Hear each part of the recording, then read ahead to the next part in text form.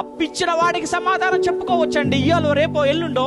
కానీ జీవితం ఇచ్చిన ఈ దేవుడి కోసం ఈ జీవితాన్ని నువ్వు గడపక వాడక చచ్చి శవంగా నువ్వు ఆయన ముందు నిలవబడితే దేవుడికి నువ్వు చెప్పుకునే సమాధానం ఏముందని నేను అడుగుతున్నాను. అప్పిచ్చిన మనిషికే సమాధానం చెప్పుకోవటానికి సమాధానం లేని మనిషివి జీవితాన్ని ఇచ్చాడు దేవుడు, నీకు అప్పు కాదు, జీవితం ఇచ్చాడు.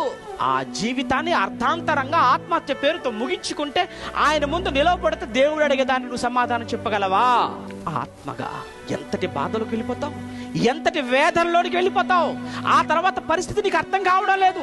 కళ్ళ ముందు ఉన్నటువంటి సమస్యలే మనకు పెద్దగా కనబడుతున్నాయి, ఈ సమస్యలే మనకు చాలా చాలా చాలా చాలా భయానకంగా కనబడుతున్నాయి. కానీ వీటన్నిటి వెనకాల ఉన్న ఒక అతిపెద్ద భయంకరమైన సమస్య, అది పాతాళ గుండం, ఆత్మ వెళ్ళే చోటు, ఆరని అగ్నిగుండం, ఆత్మగా కలకాలము కాలిపోయే నిత్యాగ్ని దండన.